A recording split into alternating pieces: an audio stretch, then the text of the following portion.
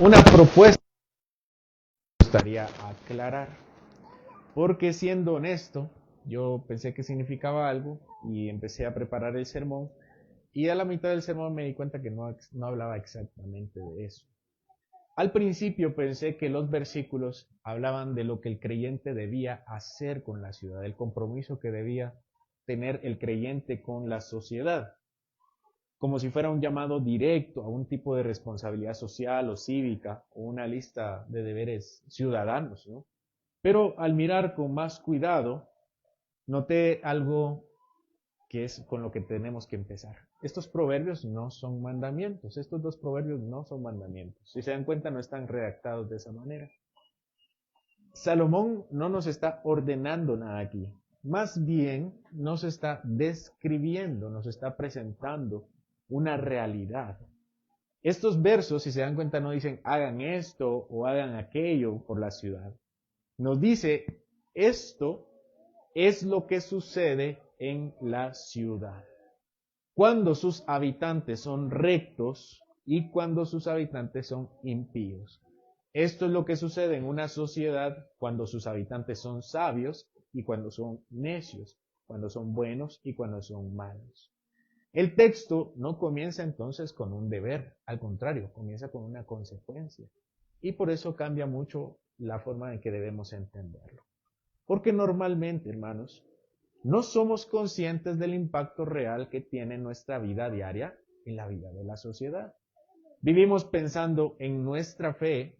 Bueno, ustedes me dirán cómo vienen a este lugar, ¿no? Pero yo creo, tal vez me estoy proyectando, yo creo que a veces venimos con el deseo de que el Señor hable acerca de nuestra fe, de nuestro carácter o de nuestra propia vida, e incluso pensamos que nuestros pecados son asuntos meramente privados.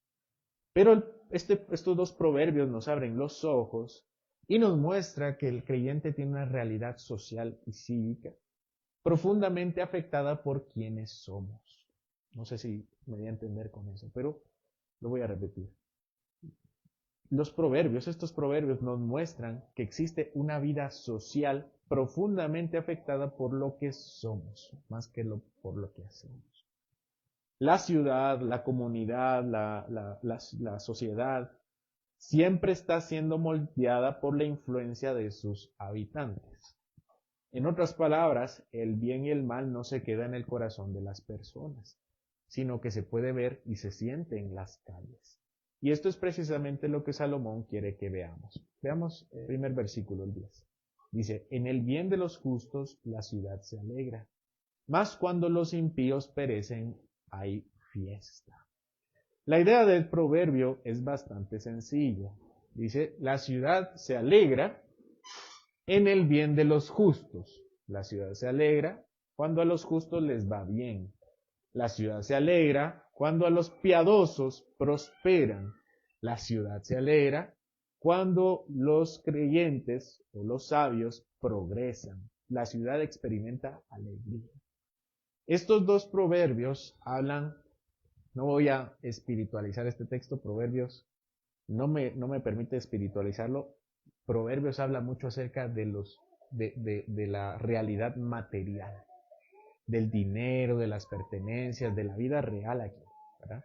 Nosotros estudiamos Ezequiel y Ezequiel era pensar en el cielo, era otro estudio, ¿no? Pero Proverbios nos hace pensar en lo que tenemos aquí hoy.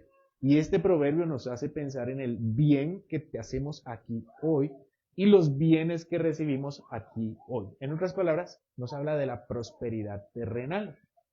Y nuevamente, esto no es teología de la prosperidad de ninguna manera, sino entender que la mayordomía de los bienes terrenales son reflejo de la sabiduría espiritual. Salomón no está hablando de un gozo sentimental. Aquí está hablando de un bienestar real. Cuando las personas rectas prosperan terrenalmente, cuando las personas rectas prosperan materialmente, su prosperidad no se queda encerrada en la casa. La prosperidad se convierte en una alegría ciudadana. Eso es lo que quiere decir. En el bien de los justos, la ciudad se alegra. Pensemos en algo concreto y sencillo, hermanos, nuestros bienes materiales. Cuando un hombre piadoso prospera económicamente, no usa su prosperidad para acumularla.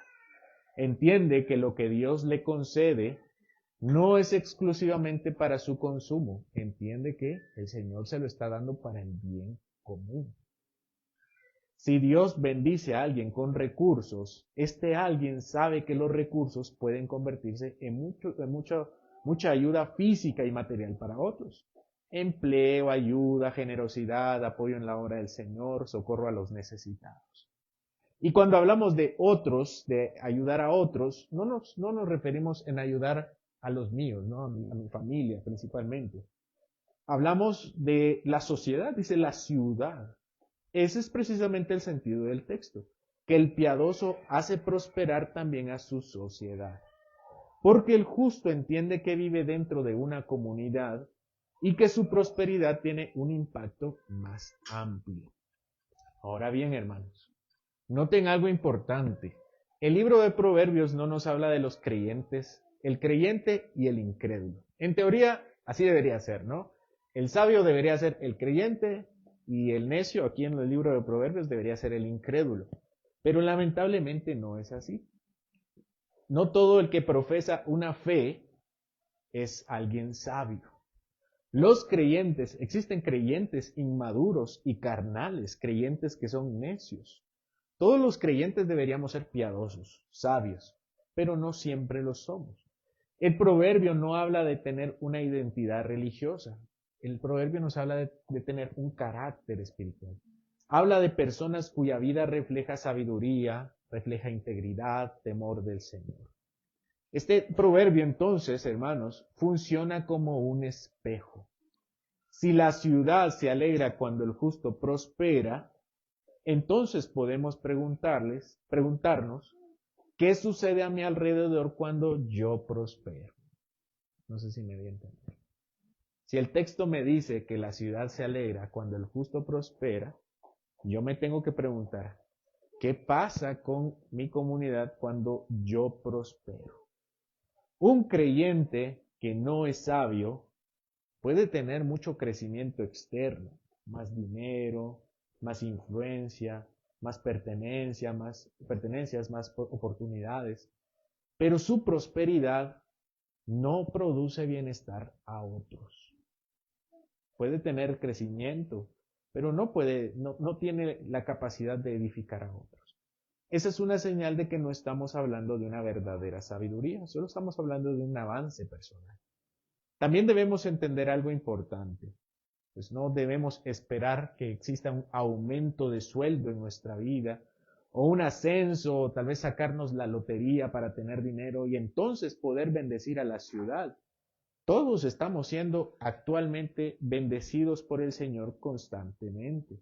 El simple hecho de tener vida, de tener trabajo, tener fuerzas, habilidades, tiempo, salud, conocimiento, experiencia, ya es una forma de prosperidad terrenal.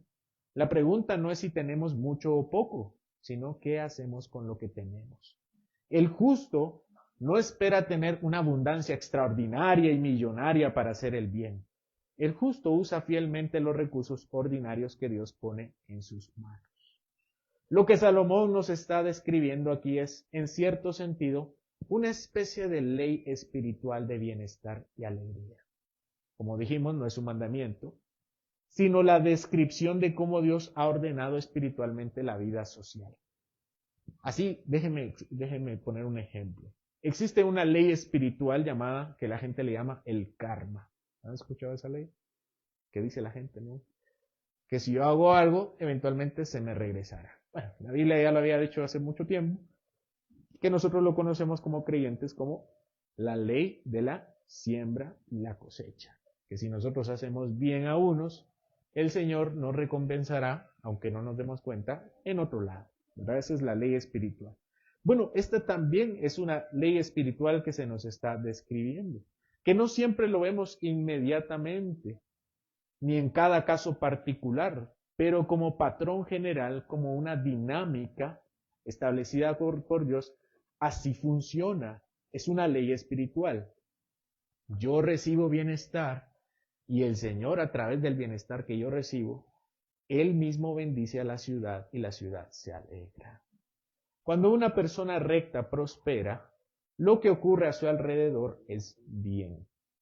La gente sabe que su crecimiento no será utilizado para oprimir, para manipular, sino para construir. Si un creyente, o si un sabio, mejor dicho, recibe más autoridad, ¿qué hará el sabio? Ejercerla con servicio. ¿Qué pasa si un sabio recibe más recursos? Lo administrará con justicia.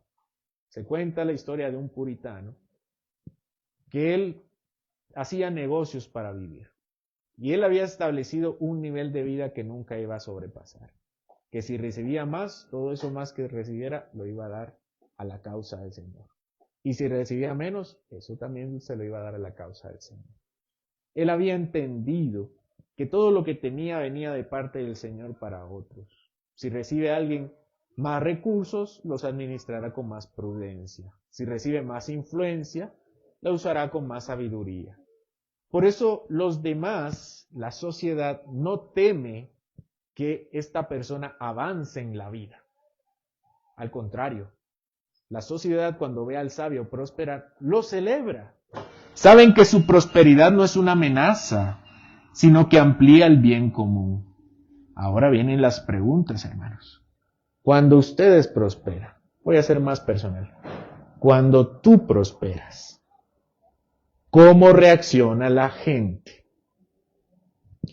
Cuando tú prosperas, ¿cómo reacciona la gente? ¿Se alegra contigo o tiene sospechas? ¿Le das seguridad o les das miedo? El proverbio es bastante práctico. La ciudad se alegra en el bien del justo. Eso significa que la reacción natural de los demás ante tu prosperidad es una especie de termómetro de tu carácter y tu testimonio. Pero si tu progreso genera tristeza, malestar, tensión, malas reacciones en general, eso refleja algo acerca de tu vida espiritual, no justicia, sino necedad. Si te dan un aumento, ¿qué piensa tu esposa? Saber ni cómo se lo va a gastar. Saber ni cómo lo va a tirar. Si te dan un aumento, ¿qué piensan tus compañeros? Se lo merece. O saber ni qué hizo. Cuando te ascienden en el trabajo, ¿qué piensan? Él será un mejor jefe. O estábamos mejor cuando estábamos peor. Cuando la empresa crece, ¿qué dicen tus empleados? Más prosperidad para todos. O más trabajo para todos. Los hijos necios, por ejemplo, ¿no? Los hijos necios se pelean por la herencia de sus padres y prefieren quitarle a sus hermanos lo que se había dispuesto para ellos en lugar de trabajar y prosperar para sus propios hijos. Y se pelean entonces con los demás y terminan perdiendo la herencia porque es necedad. Es decir, el necio por querer avanzar en prosperidad termina arruinando a su sociedad, a su comunidad. Ser contenciosos, malos administradores. Los hijos necios, por ejemplo, heredan la empresa de su padre y son malos jefes, malos administradores. Y la empresa termina cerrando y lejos de generar más empleo, negocios, terminan despidiendo a gente. Y la ciudad de plano no mejora y por supuesto no se alegra. No necesitamos hacer una encuesta formal para saber si la sociedad a nuestro alrededor florece o se marchita. Basta ver nuestro ambiente cuando avanzamos.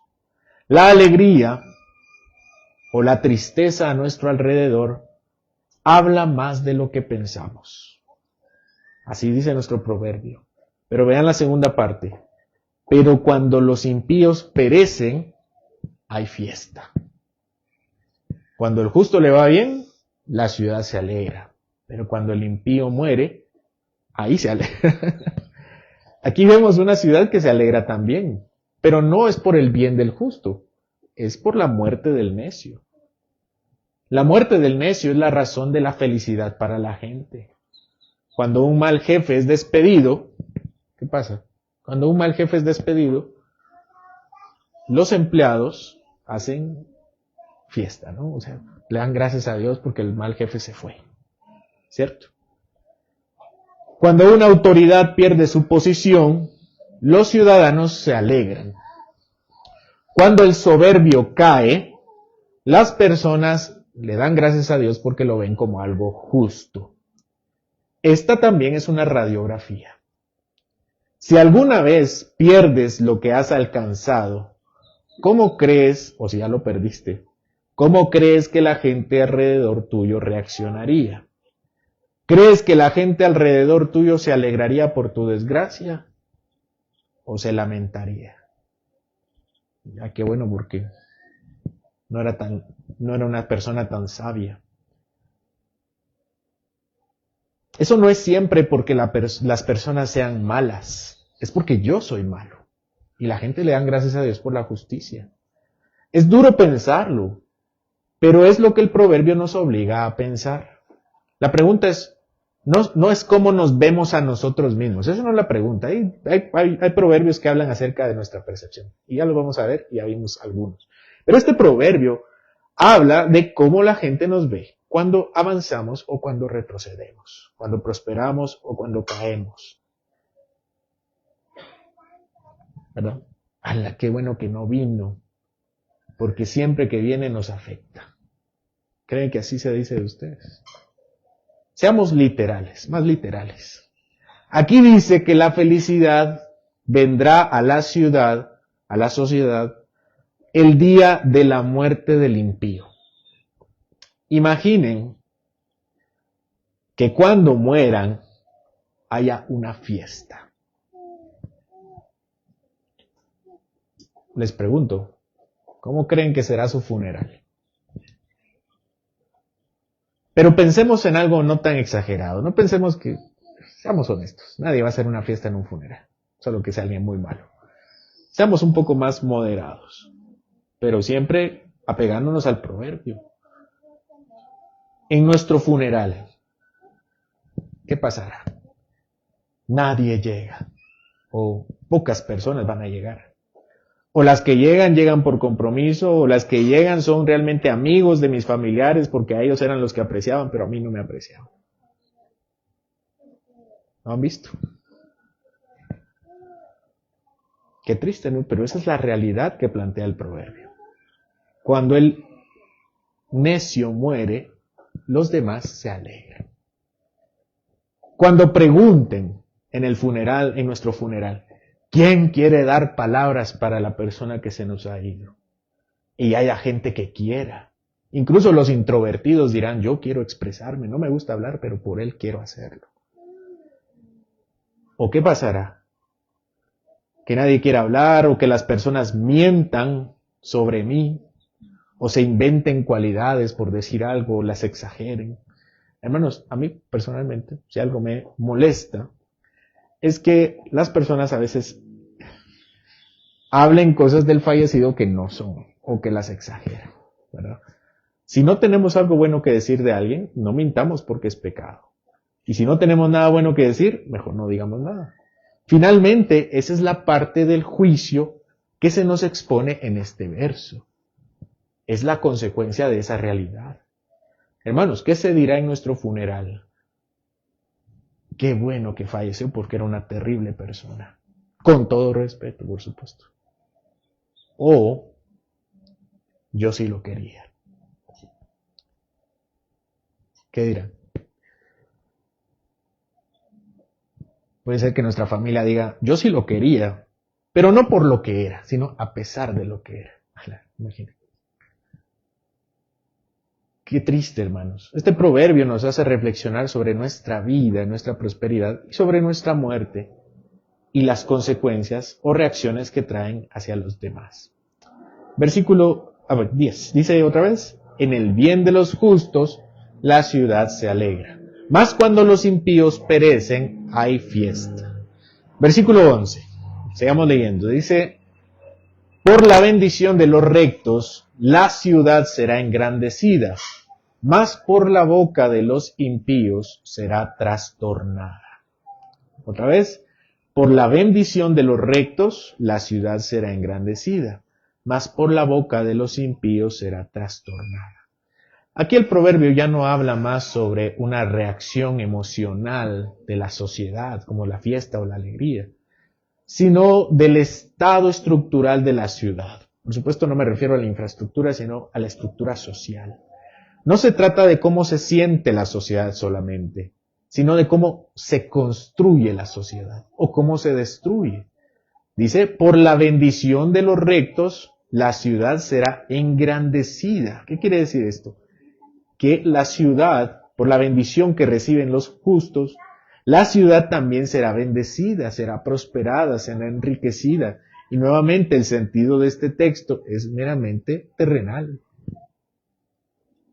Cuando una persona recta ocupa ciertos lugares sociales o ciertos espacios, ciertos trabajos, en el comercio, en la iglesia, en la política, lo que se nos dice acá es que eleva el nivel de su entorno. La ciudad crece cuando hay hombres y mujeres que no usan su posición para explotarla, sino para bendecirla. Cuando alguien administra bien, cuando alguien paga lo que es justo, cuando alguien habla lo que es verdad, cuando alguien cumple lo que promete, cuando alguien piensa en el bien común, eso produce bienestar a los demás, no solo económico, sino moral en general y social. Pensemos en José. Fue llevado a Egipto, primero como esclavo y luego como prisionero. Y el texto repite algo clave, si ustedes leen Génesis se van a dar cuenta, dice, Dios estaba con él.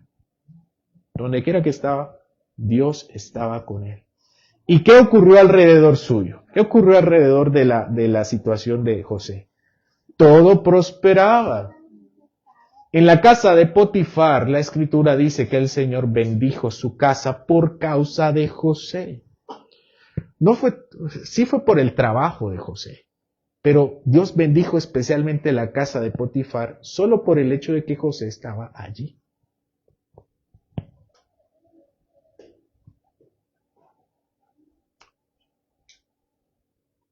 Esa bendición del justo José alcanzó a otros. No era solo que José era un buen administrador porque lo era, un buen negociante porque lo era, seguramente un buen limpiador, cocinador, no sé, chef. No solo eso. Era alguien que su presencia, acompañada por el Señor, era traducida en una prosperidad visible. Más adelante, cuando José es puesto como gobernador bajo el reinado de Faraón, su sabiduría no solo salvó a Egipto, sino a muchas naciones del hambre. Eso es exactamente lo que nos quiere decir el proverbio. Por la bendición del sabio, la ciudad, en este caso una nación entera y varias naciones, fue engrandecida porque la gente llegó a Egipto solamente por la comida, por la estabilidad económica, por esa previsión en tiempos de crisis, por la administración prudente. Y nuevamente, no se trata de lo físico, se trata que detrás de esa buena administración, de esa buena mayordomía, hay un hombre sabio, que Dios le acompaña. Todo eso vino por medio de un hombre justo. ¿Y qué dice nuestro proverbio después? Pero por la boca de los impíos, la ciudad será trastornada. Aquí el énfasis es bastante sorprendente porque no nos dice que la ciudad será trastornada por su violencia, ¿verdad? Porque sea un delincuente, ni por su gran poder, ni siquiera por sus decisiones. ¿Por qué será trastornada la ciudad? Por su boca. Es decir, la ciudad puede ser sacudida, desordenada y llevada al caos simplemente por lo que las malas personas puedan decir. La palabra trastornada aquí en nuestro texto comunica la idea de ser derribada. Eso es lo que quiere decir en hebreo, derribada. La ciudad será derribada, volteada, desestabilizada. Algo que estaba en pie y firme, de repente, por lo que dice el necio, empieza a inclinarse hasta caerse. Y el instrumento por el cual la ciudad será destruida no es la espada y no es la guerra, es por lo que dice. La destrucción de la sociedad se da a través de palabras comunicadas por los impíos. Y esta distorsión verbal Por supuesto que no se refiere a que sus palabras rompen los edificios, sino que esa distorsión verbal altera la conciencia de la sociedad y por tanto la sociedad en sus acciones inician un declive moral. Hoy más que nunca, hermanos, pienso yo, hoy más que nunca el papel de lo que se dice es tan dañino, tan pernicioso. Con el advenimiento de las redes sociales y los teléfonos celulares, los impíos ahora tienen plataformas más efectivas para destruir nuestra sociedad. Pensemos en el gran poder de alteración que tienen los medios de comunicación impíos y progresistas, por ejemplo. Hace algunos días me salió en mis redes sociales una publicación de un medio español que tal vez ustedes conocerán, que se llama El País. ¿Han escuchado? El País. Y me pareció peculiar por dos cosas. Porque me salió, de hecho, en varias páginas que tiene el medio, no solo de España, sino tiene una en México y en otros países. Eso me pareció peculiar porque la compartieron entre ellos mismos. Y me pareció también llamativo por la redacción de la noticia. Esto decía el titular de la noticia. Escuchen. Pastores, sindicalistas y menores entre los 470 muertos en prisiones bajo el régimen de Bukele. Así decía. Bueno, este sermón no se trata de contestar acerca de la vida y gestión del presidente de El Salvador, Nayib Bukele. Me lo voy a ahorrar. Pero no es secreto para ninguno que el diario El País es un medio progresista, es de izquierda y es anticristiano. Y es conocido también que muchos cristianos y conservadores apoyan la gestión del señor Bukele. Nuevamente no voy a entrar ahí, pero esa es la realidad. Así como es conocido que las instituciones progresistas de izquierda y anticristianas, mal llamadas defensoras de los derechos humanos, han salido en defensa de mareros, delincuentes y terroristas que supuestamente están encerrados en la cárcel de El Salvador llamada El Secot, y en contra de las medidas que tiene el presidente. Y por tanto, este titular tiene el objetivo de inclinar el pensamiento de la sociedad en contra de estas medidas que las instituciones progresistas tanto odian. Ahora todos los progresistas tratan de defender a los mareros y los derechos humanos y todo eso, ¿no? Y entonces sacan este titular, pastores, menores y sindicalistas, 470 muertos en prisiones bajo el régimen de Bukele, tratando de inclinar la voluntad de los cristianos y conservadores, ¿verdad? Esa palabra elegida, pastores, no solo nos está informando, está tratando de moldear la percepción pública. Presentan la noticia de una manera que despierta una reacción emocional e inicia el juicio del lector. Y ahí vemos por medio de palabras cuidadosamente seleccionadas para influir en el pensamiento colectivo de forma negativa. El uso del lenguaje, por ejemplo, no sé si ustedes han escuchado, hablando de otra cosa. El uso del lenguaje, interrupción del embarazo. ¿Qué es? Aborto, asesinato. Mujeres trans, ¿qué son? Homosexuales vestidos de mujer, disfrazados de mujer. Transicionar, reasignación de sexo. ¿No? Es una alteración hormonal del cuerpo y la mutilación genital. Muerte digna. Suicidio, asesinato. Errores administrativos, corrupción, robo.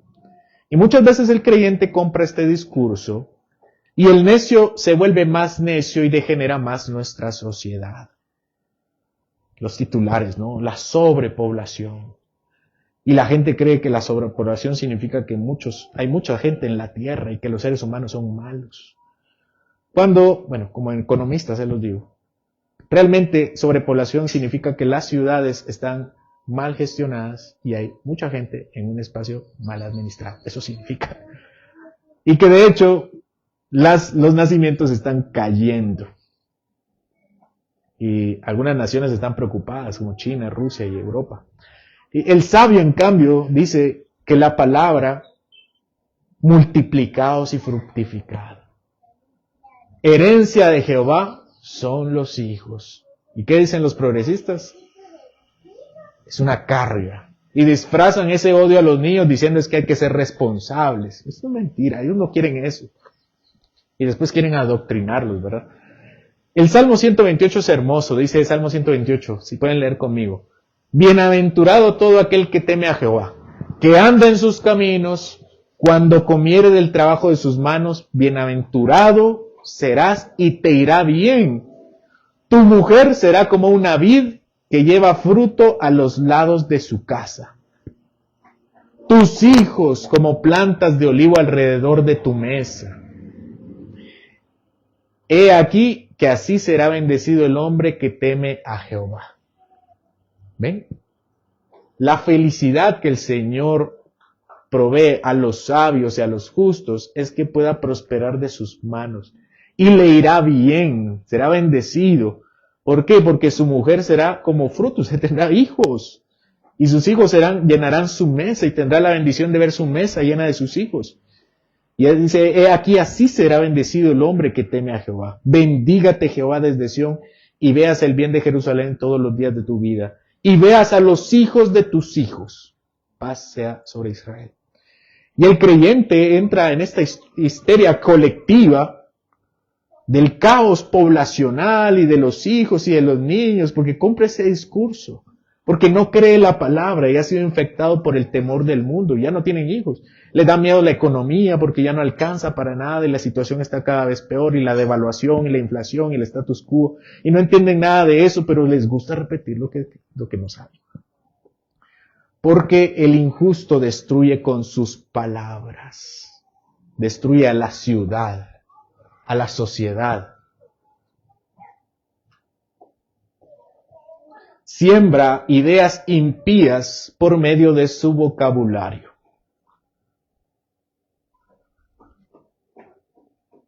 Y el creyente compra eso. Y entonces, sí llega la crisis. Llega la crisis porque el hombre cree eso. Pero el creyente que cree la palabra, como dice nuestro salmo, es trabajador. Así es el hombre, ¿no? El hombre creyente es trabajador, no es vividor del Estado. No vive manifestando, haciendo protestas, rompiendo ventanas. No vive haciendo berrinches en las calles. Cree en la provisión de Dios y en la prosperidad de las manos diligentes. Que el Señor le fructifica. Cree en la bendición de la tercera y la cuarta generación. Y se multiplica y ve su casa como una descendencia, como una planta que prospera. Y la sociedad prospera. Y la economía mejora, y los índices sociales mejoran, y la ciudad se alegra, y es engrandecida. Es que este texto no está hablando de cuestiones puramente espirituales, sino cuestiones materiales que reflejan la sabiduría espiritual. Porque, versículo 11, por la bendición de los rectos la ciudad será engrandecida. Pero por la boca de los impíos será destruida, trastornada.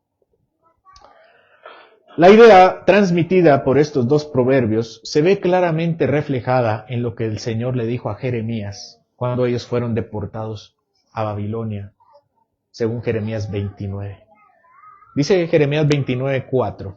Así ha dicho Jehová de los ejércitos, Dios de Israel, a todos los de la cautividad que hice transportar de Jerusalén a Babilonia. ¿Qué es esto que les tiene que decir? Edifiquen casas, habítenlas, planten huertos, coman frutos de ellos, cásense, tengan hijos, den mujeres a sus hijos y den maridos a sus hijas, para que tengan hijos e hijas y se multipliquen ahí y no disminuyan. Y procuren la paz de la ciudad a la cual los hice transportar. Y rueguen por la ciudad, porque en la paz de la ciudad ustedes tendrán paz. Ahora consideremos nuestros caminos, nuestra vida pública. ¿Qué pasa cuando nosotros prosperamos? ¿Qué pasa cuando ustedes prosperan? Solo yo prospero y nadie más. Ahí es algo malo. Solo yo prospero y nadie más. Al contrario, cuando yo prospero, no quiero que nadie prospere. Porque yo quiero sobresalir, yo quiero tener más que otros a toda costa. Me gusta aprovecharme de mi prójimo, vivir a costa de él. Cuando la gente está alrededor mío, solo hay agujeros financieros. Cuando yo estoy alrededor de la gente pierde por mí. Y por supuesto no me refiero a la escasez que llega cuando llega una enfermedad o una desgracia natural o ser víctima de una estafa, un robo, algo natural, ¿no? Hablo de ser una desgracia para otros porque soy necio, porque soy negligente, porque soy perezoso, mal administrador o todas las anteriores. Estos dos proverbios no nos ordenan nada. No nos dicen esto es lo que tienes que hacer. Nos enseñan cuál es la situación espiritual de nuestra vida. Estos textos son lentes que nos dan claridad sobre el estado espiritual de nuestra vida reflejada en nuestra vida material y social. Por eso tienen que ver su vida, hermanos. Mírenla, sean reflexivos, consideren las relaciones que tienen con su prójimo, con su comunidad, con su colonia, sus vecinos, sus compañeros de trabajo, sus amigos, sus compañeros de estudios. ¿Cómo los miran a ustedes? ¿Qué dicen de ustedes? No es que tienen que hacer ustedes. ¿Qué dicen ellos de ustedes? Este nunca contribuye, nunca tiene nada para dar. Siempre presta, nunca paga, siempre llega tarde. Cuando hay dinero de por medio, siempre se pelea. Es un mal hermano porque es alagartado con la herencia. Recibe siempre ayuda y nunca da. Es un agujero de escasez. No se trata de tener escasez o necesidad. De eso no se trata. Se trata de lo que la comunidad piensa de mí y cuál es mi testimonio por mi necedad, no por el dinero que tengo. ¿Qué se dice de nosotros?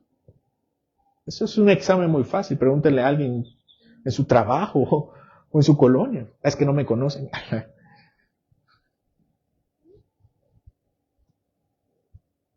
Miremos nuestro país, nuestra ciudad.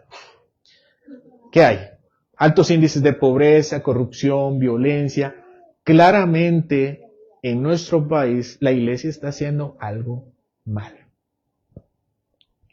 80% de los habitantes se confiesan cristianos. La mitad evangélicos, la mitad católicos. Algo está mal. Este proverbio no nos dice lo que tenemos que hacer. Este proverbio nos dice lo que es. Así es. Si la sociedad está alegre, es porque al justo le va bien. ¿Qué significa eso? Si hay cosas malas, significa que no hay justos. Claramente, la iglesia no está siendo la luz y la sal del mundo. Y que lejos de contribuir al bienestar de la ciudad, estamos contribuyendo a su desgracia. O sea, son pecados. Pecados cívicos, si quieren ponerle un nombre, pero pecados. ¿Pagan ustedes el servicio de extracción de basura? ¿O lo tiran a la calle? ¿O se la dejan al vecino? Espero que no hagan eso, hermanos. Hacen una colecta en el vecindario. Y ya saben que si van a mi casa, nunca se colabora. En el tráfico, en la calle, me gusta aprovecharme, adelantarme en los carriles donde no corresponden, ir en contra de la vía, uso luces altas, neblineras, cuando no corresponde, nunca doy la vía. Eso es ser un mal ciudadano y es pecado. No engrandecemos la ciudad, al contrario, contribuimos a su miseria social. Hay escasez de agua, porque solo es para mí, yo amontono a costa de otros. No pago impuestos, pero me aprovecho de los beneficios del Estado. No pago lo que corresponde a mis empleados, porque prefiero yo estar bien. No les pago su tiempo, no pago los beneficios laborales. No engrandecemos la ciudad, contribuimos a su miseria social. Y estos no son solo errores cívicos, ni malos hábitos sociales. Hay que tener cuidado con nuestro lenguaje. No seamos como los necios que con su boca trastornan la ciudad, que cambio la verdad por la mentira y llamo a lo malo bueno o no tan malo. O sea, lo que hago no es tan malo. Esto es un pecado, hermanos. Y por eso a mí me gusta el libro de Proverbios, como me gustaban todos los demás libros. Creo que siempre lo digo, ¿no? Son mis libros favoritos. Por eso me gusta el libro de Proverbios, porque nos expone y nos deja sin excusas. Y ante tales señalamientos, el único que puede venir en nuestra salvación no son nuestras excusas, ni el presidente, ni algún héroe social. Es nuestro Señor Jesucristo. Pensemos en la actitud del Señor.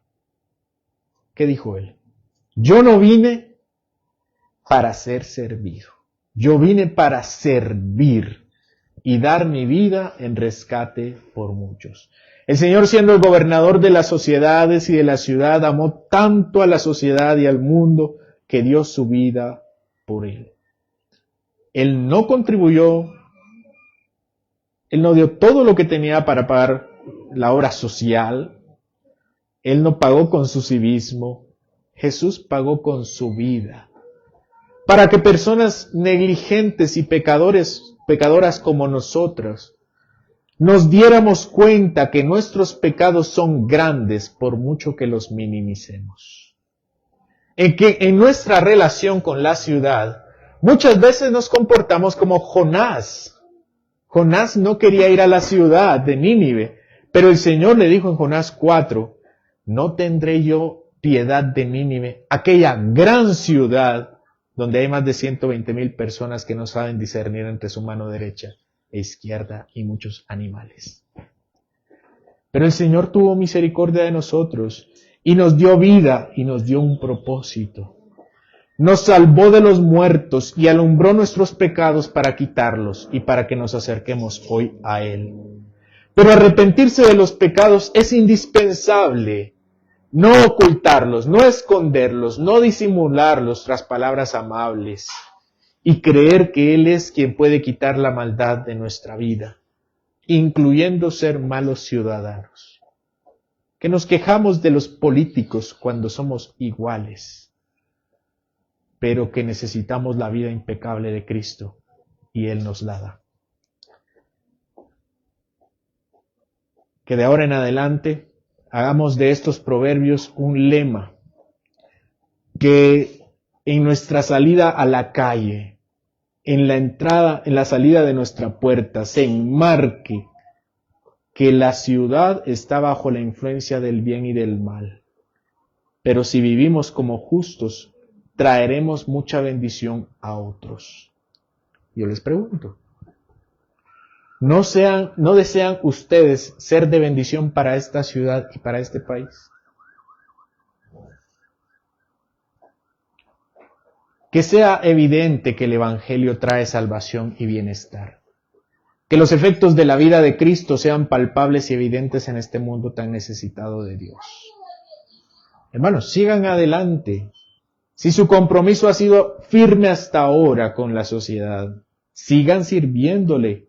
Sigan sirviendo en su comunidad, sean buenos a su ciudad. Que el Espíritu Santo siga obrando en ustedes generosidad, entregados al prójimo, despegados de los bienes materiales cuando se trata de favorecer a otros. Yo he visto, hermanos, cómo muchos de ustedes prefieren dar la otra mejilla y prefieren perder antes de dañar a otros. Eso está bien, es bueno delante del Señor, porque es Cristo obrando en ustedes. Pero recuerden, es por gracia. Una gracia que se recibe cuando nos damos cuenta que nuestras obras son dañinas, cuando vienen de nosotros. Pero cuando nuestras obras vienen de Cristo, engrandecen a la ciudad. Amén. Señor, gracias por mostrarnos que nuestra fe es algo más que orar y leer la Biblia. Que aunque estas cosas son importantes y superlativamente importantes, no nos podemos despegar de nuestra responsabilidad aquí y ahora. Porque hemos sido enviados acá, como Israel fue desterrado, para prosperar acá en este mundo. De forma espiritual, por supuesto, Señor, pero también en la obra material. En los bienes materiales, en las cosas seculares. Tú nos has dado diligencia y sabiduría para administrar lo que tú das. Que cada uno pueda darse cuenta que el individualismo no es parte de nuestra religión y que tu obra implica necesariamente ser de bendición a otros. Que estos proverbios nos ayuden como un examen, que nos den esa calificación. ¿Qué pasa, Señor, cuando nosotros prosperamos? Si somos egoístas, si nos aprovechamos de otros, o si realmente pensamos en nuestros bienes como una forma de bendecir a otros. Que ya sea que tengamos mucho o poco, siempre tengamos algo que dar. Danos arrepentimiento, Señor. Si nos hemos aprovechado de alguien, de nuestro prójimo, de nuestro hermano, si hemos usado mal los bienes que nos has dado, si alrededor de nosotros solo hay miseria, ayúdanos a cambiar nuestra forma de pensar y de actuar. De saber que lo que tenemos aquí tiene grandes implicaciones espirituales. Y asimismo también, Señor, ayúdanos a esforzarnos. Que si hemos sido diligentes hasta ahora, con cualquier compromiso comunitario que hemos tenido, con nuestros bienes, con nuestro dinero, podamos seguir tomados de tu mano, para que tú engrandezcas a esta ciudad y a nuestro país, por medio de nuestras manos. En Cristo Jesús oramos. Amén.